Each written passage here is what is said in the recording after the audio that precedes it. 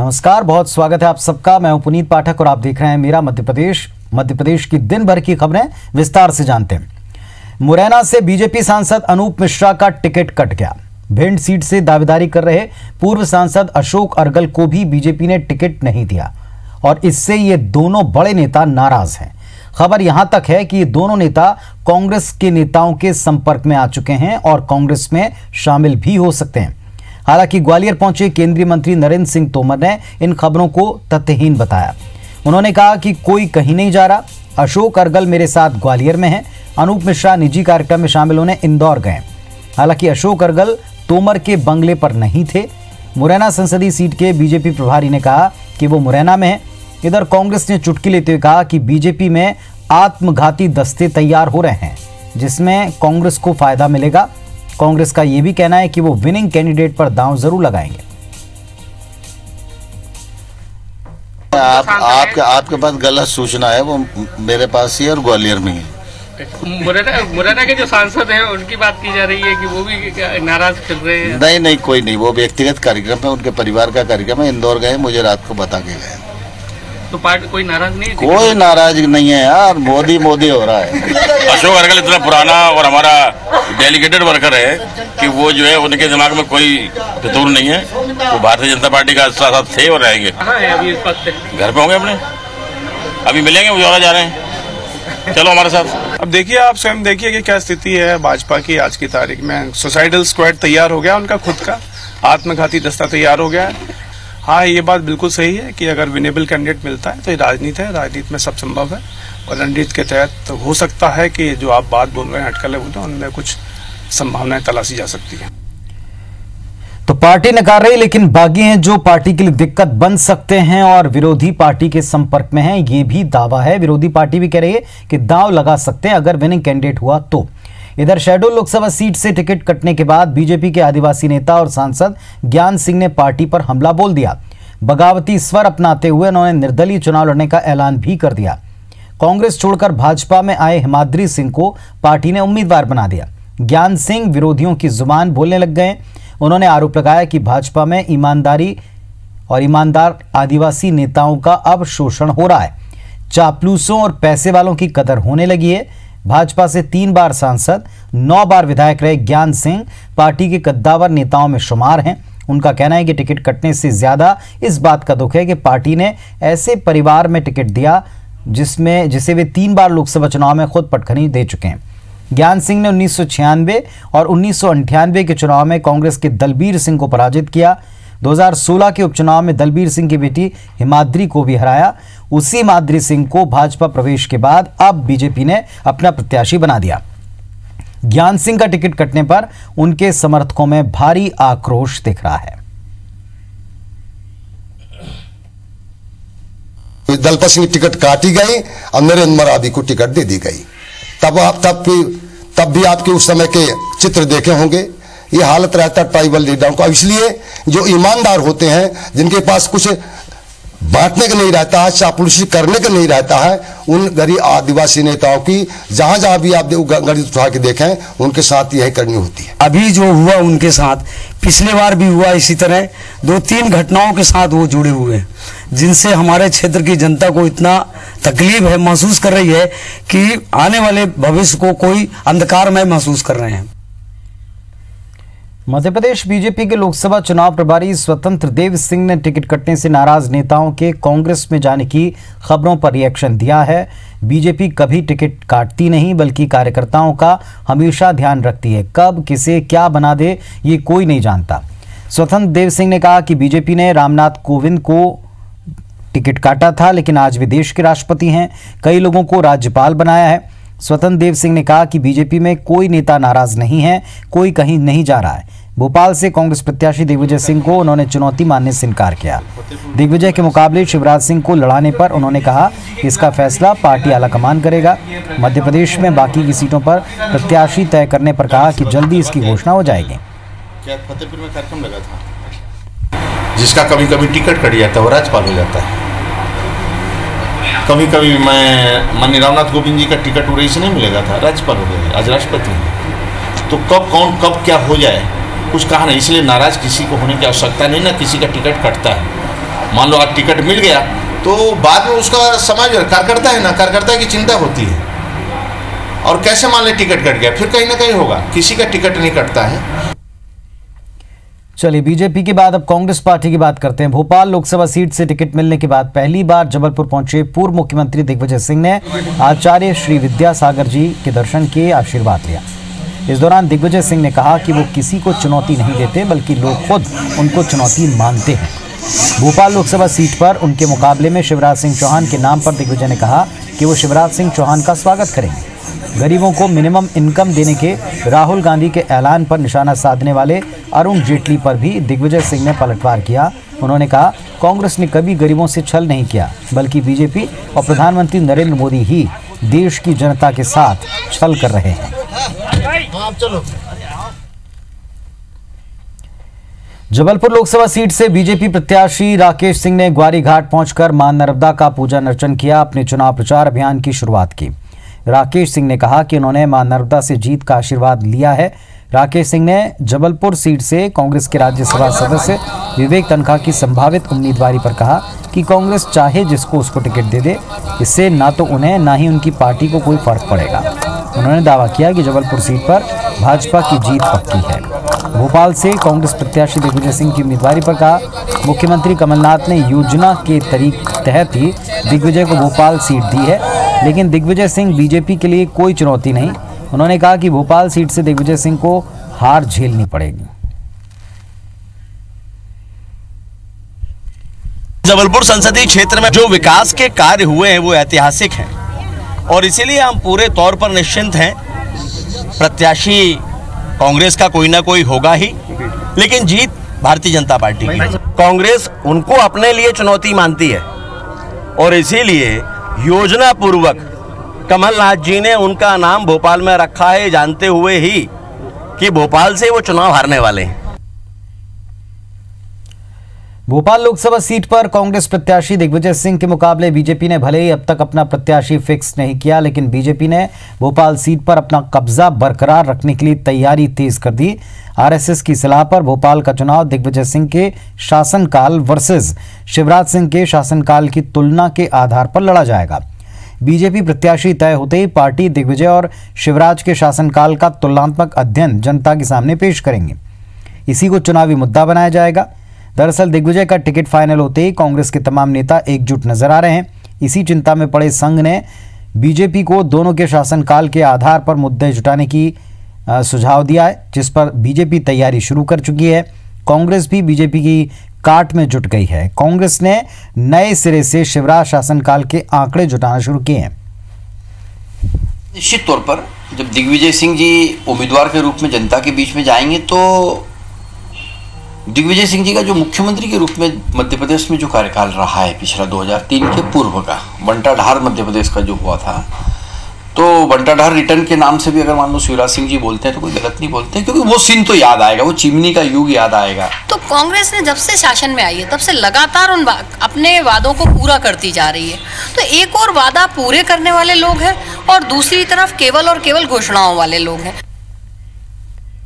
BJP भले ही दिग्विजय सिंह को हिंदू विरोधी बताती हो, लेकिन आरएसएस का यह कहना है कि दिग्विजय सिंह भी हिंदू समाज के व्यक्ति हैं। आरएसएस के मध्य प्रांत के संघ चालक अशोक पांडे ने कहा कि संघ किसी व्यक्ति विशेष, क्षेत्र या धर्म विशेष के विरोध का काम नहीं करता, बल्कि राष्ट्र के लिए काम करता है। इसीलिए संघ के कार्यकर्ता राष्ट्रवादी और समाज को जोड़ने वाले व्यक्ति को वोट देने के प्रति प्रेरित करेंगे। अशोक पांडे ने कहा कि संघ हिंदू और राष्ट्र को जोड़ने का काम करेगा। संघ की नजर में दिग्विजय सिंह हिंदू हैं। संघ के लिए पूरा हिंदू समाज का संगठन करना है। दिग्विजय सिंह क्या करते हैं ये हमारे विचार का नहीं है, हमारी दृष्टि से वो भी हिंदू समाज के एक अंग है। हम संघ के स्वयंसेवक तो ये आग्रह करेंगे, राष्ट्रीय सुरक्षा, राष्ट्रीय अखंडता, समरसता, समानता, आपसी भाईचारे को ध्यान रखकर राष्ट्र की प्रगति और विकास को देखकर मतदान करें। किसी व्यक्ति विशेष, क्षेत्र विशेष, जाति विशेष, धर्म विशेष को ध्यान न रखें, राष्ट्रीयता सबसे ऊपर है। भले इंदौर लोकसभा सीट पर सांसद सुमित्रा महाजन की उम्मीदवारी को लेकर अटकलें चल रही हैं, लेकिन सुमित्रा महाजन की सक्रियता में कतई कोई कमी नहीं देखी जा रही। महाजन आज इंदौर बीजेपी की कोर कमेटी की बैठक में शामिल हुई। 85 वार्डों में कार्यकर्ताओं की बैठक लेने का फैसला लिया गया। हालांकि दूसरे दावेदारों की सक्रियता भी दिख रही है। दावेदारों की फहरिस्त में सबसे ज्यादा चर्चा महापौर मालिनी गौड़, विधानसभा 2 के विधायक रमेश मेंदोला और कैलाश विजयवर्गीय की है। बैठक के बाद सुमित्रा महाजन ने मीडिया से कोई बात नहीं की। दूसरी तरफ बीजेपी के विधायक भी तैयारी में जुटे हैं। हालांकि विधायक आकाश विजयवर्गीय ने खुलकर ये जरूर कहा कि टिकट के दावेदारों में कैलाश विजयवर्गीय और मालिनी गौड़ का भी नाम है। इंदौर के सभी लोग, वरिष्ठ लोग, उस क्षेत्र का विधायक, उस क्षेत्र के पदाधिकारी, माननीय संगठन मंत्री जी, अगर संभाग में उनका दौरा नहीं है तो वो, मोगे जी, मैं, हमारे संयोजक रमेश मेंदोला और सुमित्रा जी महापौर, हम मैक्सिमम वरिष्ठ जन उस हर मीटिंगों में रहने की कोशिश करेंगे समय की उपलब्धता के साथ। अभी ताई जी हैं हमारी उम्मीदवारी में, ताई जी का नाम है। कैलाश विजयवर्गीय जी का भी मैं सुनता रहता हूँ मीडिया के माध्यम से ही, और मालिनी गौड़ जी का मैंने पेपर में देखा था, और ऐसे बहुत सारे नाम है पार्टी में जिन्हें पार्टी अवसर दे सकती है। मध्य प्रदेश की ग्वालियर लोकसभा सीट पर बीजेपी और कांग्रेस के लिए प्रत्याशी चयन बड़ा मुश्किल हो रहा है। बीजेपी नेता और केंद्रीय मंत्री नरेंद्र सिंह तोमर ग्वालियर से मौजूदा सांसद हैं, लेकिन अब की बार उनको मुरैना से उम्मीदवार बनाया। माना जा रहा है कि अपने लिए सुरक्षित सीट वो चाहते थे, क्योंकि विधानसभा चुनाव में ग्वालियर लोकसभा में आने वाली कई सीटों पर बीजेपी को जबरदस्त झटका लगा। ऐसे में भितरघात के चलते नरेंद्र सिंह तोमर अपना रुख मुरैना की तरफ कर चुके हैं। बीजेपी के कोई कद्दावर उम्मीदवार यहां दिख नहीं रहा। हालांकि तोमर जल्दी ही सीट पर एक बेहतर उम्मीदवार की घोषणा का दावा जरूर करते हैं। वहीं कांग्रेस गुटबाजी के चलते इस सीट पर प्रत्याशी की घोषणा नहीं कर पा रही। कांग्रेस का प्रत्याशी दिग्विजय और सिंधिया गुट के फेर में फंसा है।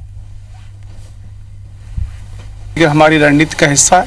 हमारी पार्टी और वरिष्ठ नेतृत्व ये इंतजार कर रहा है कि जो प्लेसमेंट भाजपा की ओर से होते हैं उसके अकॉर्डिंगली विनेबल कैंडिडेट हम लेकर आएंगे। वैसे हमारे पास कैंडिडेट की कोई कमी नहीं है, कैंडिडेट हमारे पास उपलब्ध है। भारतीय जनता पार्टी बहुत बड़ा राजनीतिक दल है, इसमें हर सीट पर एक से अधिक उम्मीदवार हैं, इसलिए कई बार चयन और विश्लेषण करने में समय लगता है, लेकिन जल्दी ही ग्वालियर में भी उम्मीदवार घोषित हो जाएगा। लोकसभा चुनाव का बिगुल बज चुका है। मध्य प्रदेश के छिंदवाड़ा में 29 अप्रैल को वोटिंग के दिन विधानसभा उपचुनाव भी हैं, जिसके चलते यहां सियासी तपिश देखने लायक है। सीएम कमलनाथ छिंदवाड़ा विधानसभा सीट से उपचुनाव लड़ने जा रहे हैं, तो लोकसभा सीट पर उनके बेटे नकुलनाथ का टिकट तकरीबन तय है। ऐसे में सीएम और उनके बेटे ने चुनाव प्रचार तेज कर दिया। लोकसभा और विधानसभा उपचुनाव को लेकर छिंदवाड़ा में सीएम कमलनाथ और उनके बेटे नकुलनाथ ने प्रचार अभियान तेज कर दिया है। अपने तूफानी दौरे में मुख्यमंत्री ने जिले के पाढुरना के मोरडोंगरी, कौड़िया और चौरई के उरिया में जनसभा की। कौड़िया में आम सभा को संबोधित करते हुए सीएम कमलनाथ और उनके बेटे नकुलनाथ केंद्र की मोदी सरकार पर जमकर बरसे। नकुलनाथ ने बेरोजगारी का मुद्दा तो उठाया ही, बीजेपी पर आरोप लगाया कि आचार संहिता के चलते किसान कर्ज माफी को फिलहाल रोके जाने पर भाजपा किसानों को बरगला रही है। नकुलनाथ ने कहा कि उनके पिता की प्राथमिकता किसान है और उनकी प्राथमिकता में नौजवान है। उन्होंने कहा कि जब छिंदवाड़ा के पास दो नाथ हैं, तो चिंता किस बात की। कमलनाथ जी की प्राथमिकता हमारा किसान, नकुलनाथ की प्राथमिकता हमारा नौजवान। आपको चिंता करने की आवश्यकता नहीं है। अब आपके पास तो दो नाथ हैं, एक नकुलनाथ और एक कमलनाथ जी। इधर कौड़िया की जनसभा में सीएम कमलनाथ ने पीएम मोदी को घेरते हुए कहा कि वो अपने हाथों में देश को सुरक्षित बताते हैं, लेकिन 5 सालों में सबसे ज्यादा आतंकी घटनाएं हुई। मुख्यमंत्री ने कालाधन के मुद्दे को भी उठाया और जनता से अपील की कि जुमलेबाजी वाली सरकार को विदा करें। आपने तो अभी 3 महीने पहले मामा को विदा करा है, अब चौकीदार को भी विदा करिएगा, बड़े प्यार से विदा करिएगा। प्रदेश में विधानसभा चुनाव में मिली सफलता से कांग्रेस उत्साहित है और वो लोकसभा में भी इस कामयाबी को दोहराना चाह रही है। इसी रणनीति के तहत सीएम खुद प्रचार के मैदान में कूद गए। विजेंद्र पांडे, IBC 24, छिंदवाड़ा। लोकसभा चुनाव के पहले कांग्रेस की मुश्किलें भी बढ़ती जा रही हैं। इस बार कांग्रेस की मुश्किल बढ़ाने का काम आदिवासी संगठन जयस कर रहा है। जयस के संरक्षक और कांग्रेस के टिकट पर विधानसभा चुनाव जीत चुके हीरालाल अलावा ने जयस के साथियों के लिए टिकट की मांग की है। पेंच फंसा दिया है। मालवा निमाड़ की 4 लोकसभा सीटों पर प्रभाव रखने वाले जैस के संरक्षक ने कांग्रेस से टिकट न मिलने पर बीजेपी से टिकट की आस जाहिर की। विधानसभा चुनाव के ठीक पहले जैस ने अपनी ताकत दिखाते हुए कांग्रेस को परेशान किया। ठीक वैसे एक बार फिर से जैस ने कांग्रेस को अपनी ताकत का एहसास कराया। जैस संरक्षक और कांग्रेस विधायक डॉक्टर हीरालाल अलावा ने आलाकमान से जैस कार्यकर्ताओं के लिए बड़वानी, धार, बैतूल, झाबुआ से टिकट की मांग की। हालांकि पार्टी बैतूल से युवा आदिवासी नेता रामू टेकाम को टिकट दे चुकी है, लेकिन जैस के प्रभाव वाली बाकी की 3 सीटों पर अब भी दावेदारी जताई जा रही है। हीरालाल अलावा ने साफ कह दिया है कि कांग्रेस जैस को 3 सीटें नहीं देती तो आदिवासी संगठन बीजेपी के साथ जा सकता है। बीजेपी का दावा है कि अलावा और जैस के लिए पार्टी के दरवाजे पहले भी खुले थे, आज भी खुले हैं। इधर कांग्रेस अब अलावा को मनाने में जुटी है। सीट मांगने का या टिकट मांगने का अधिकार हर कांग्रेस के कार्यकर्ता को है, पर उसका अंतिम निर्णय कांग्रेस पार्टी करती है। कांग्रेस पार्टी की पीईसी और सीईसी करती है। उनको इस बात को समझ लेना चाहिए कि भारतीय जनता पार्टी के रास्ते पहले भी उनके लिए खुले थे, लेकिन जिस तरह की मांग वो कर रहे हैं वो जायज इसलिए नहीं ठहर जाती क्योंकि भारतीय जनता पार्टी सदैव आदिवासियों की हित चिंतक रही है। हमें हमेशा जो है आदिवासी वर्ग के लिए, हमने विकास के लिए काम किए हैं। मालवा की सबसे अहम खंडवा लोकसभा सीट के लिए बीजेपी ने नंद कुमार चौहान को प्रत्याशी तो बना दिया, लेकिन गुटबाजी की वजह से पार्टी पदाधिकारियों को आपसी सामंजस्य बिठाने में खासी दिक्कत आ रही है। अर्चना चिटनीस और नंद कुमार सिंह चौहान की आपसी खींचतान जग जाहिर है। इसी गुटबाजी के चलते विधानसभा में भी बीजेपी को 8 में से 5 सीटें गंवानी पड़ी।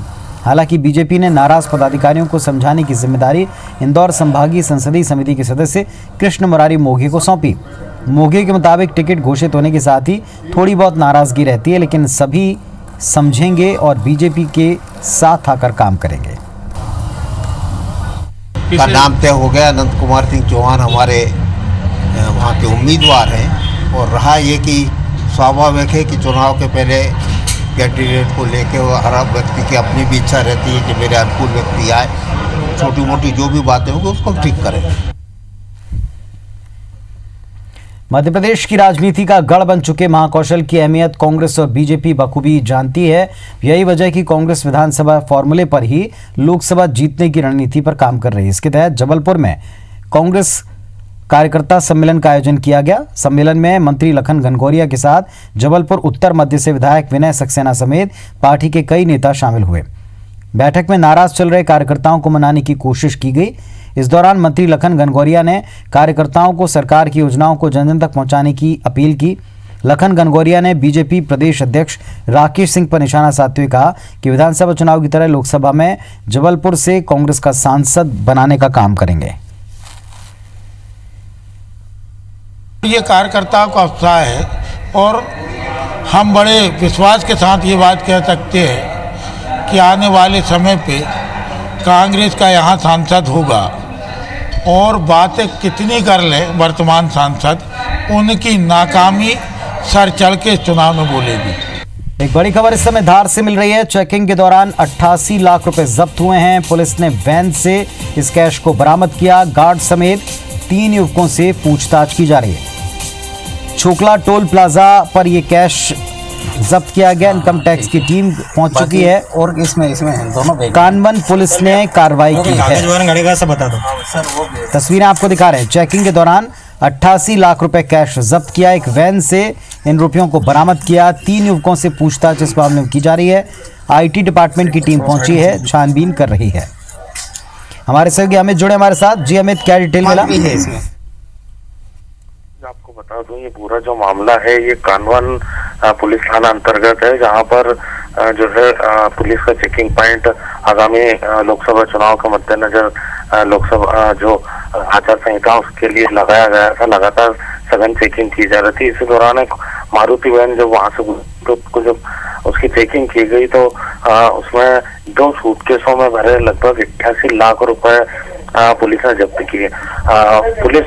पुलिस ने जो है वो मारुति वैन में मौजूद थे 2 व्यक्ति और एक गार्ड था, सुरक्षा गार्ड, उसे भी हिरासत में लिया है और उनसे पूछताछ की जा रही। इसी पूरे मामले को लेकर जो है इनकम टैक्स विभाग और जो आला अधिकारी हैं वो फिलहाल पूछताछ कर रहे हैं और जो कागजात हैं संबंधित रुपए से उन्हें खंगाला जा रहा है। जी, बहुत शुक्रिया आपका इस जानकारी के लिए। तो हमारे सहयोगी बता रहे थे कि एक वैन से 88 लाख रुपए कैश बरामद किए गए हैं। आईटी डिपार्टमेंट की टीम इसका डिटेल खंगाल रही।